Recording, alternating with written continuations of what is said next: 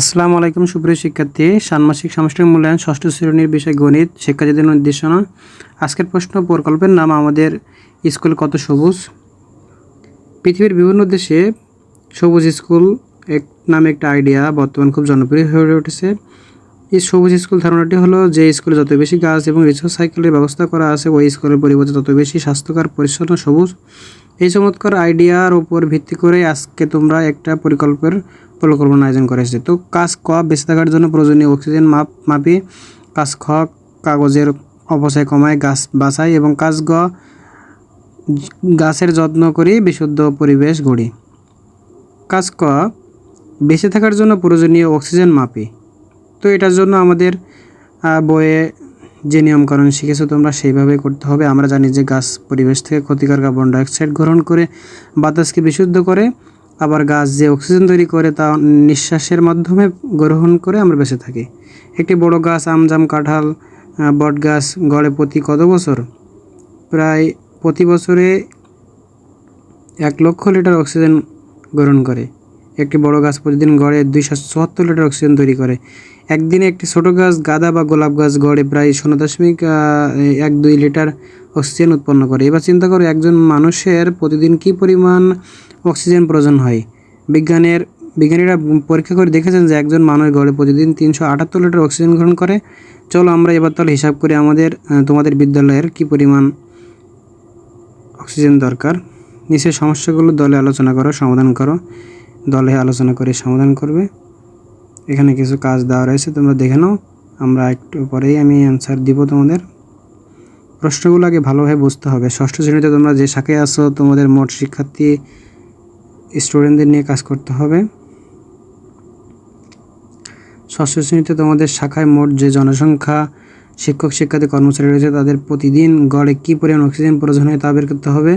তোমাদের শাখায় সকলের জন্য শিক্ষক, শিক্ষার্থী, কর্মচারী গড়ে প্রতিদিন কী পরিমাণ অক্সিজেন প্রয়োজন হয়, সেই পরিমাণ অক্সিজেনের বিদ্যালয়ে গাছগুলো উৎপন্ন করছে কি, সেসব নিয়ে আলোচনা করতে হবে।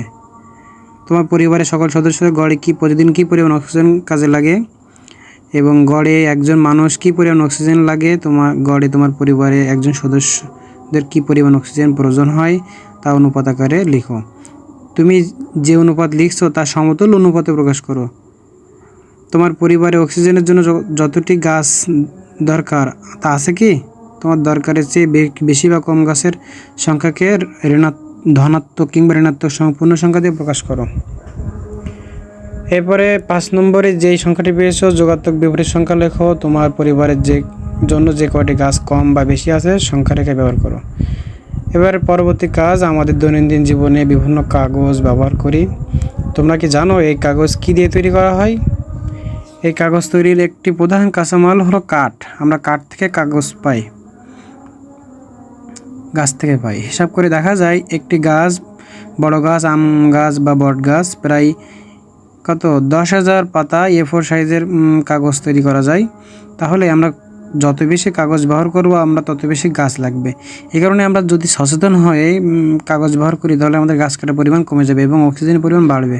নেক্সট, পাশে একটা গাছ লাগা রয়েছে, গাছের ছবি দেওয়া রয়েছে, ছবির সাইজে A4 সাইজের পেজের সাইজ দেওয়া রয়েছে। জোড়ায় আলোচনা করতে হবে, সমাধান বের করতে হবে। প্রথম কাজ হবে, তোমরা দুইজন গত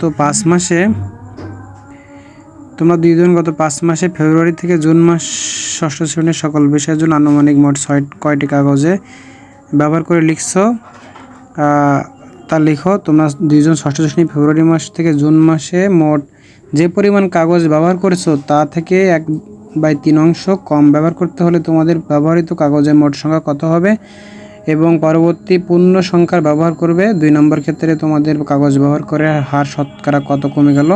তোমাদের মধ্যে একজন প্রতি 4th দিনে একবার এবং অন্যজন প্রতি 6ষ্ঠ দিনে একবার পোস্টার পেপার ব্যবহার করে। তাহলে এপ্রিল মাসের শুরু থেকে 30 এপ্রিল 1 মাস পর্যন্ত তোমাদের মোট কতবার একই দিনে পোস্টার পেপার ব্যবহার করার লাগলো। তো এখানে 5 নম্বর একটা কাজ রয়েছে। ধরো তোমার শিক্ষক কিছু পোস্টার পেপার নিয়ে আসলো এবং শ্রেণীর প্রত্যেক শিক্ষার্থীদের 2টি করে পোস্টার পেপার দিলেন। এভাবে পোস্টার পেপার 3/5 অংশ দেওয়া শেষ। এখানে কাজ 3 রয়েছে, যত্ন করি, গাছের যত্ন করি নিয়ে কাজ, বিশুদ্ধ পরিবেশ গড়ি, দলগত কাজ রয়েছে। এগুলো সব অ্যান্সার দেওয়া হবে, তোমরা একটু পড়ে দেখে বুঝে নাও। ভিডিওটা স্ক্রল স্টপ করে করে বোঝো প্রশ্নগুলো। ছবি আঁকতে হবে এখানে তোমাদের। প্লট 1 দৈর্ঘ্য প্রস্থ দেওয়া রয়েছে আয়তাকৃতির, এখানে ক্ষেত্রফল বের করতে হবে এবং বর্গাকৃতির ক্ষেত্রফল বের করতে হবে। 21টি চারা গাছের কথা বলা হয়েছে, প্রতিটা দূরত্ব থাকবে 1 মিটার করে।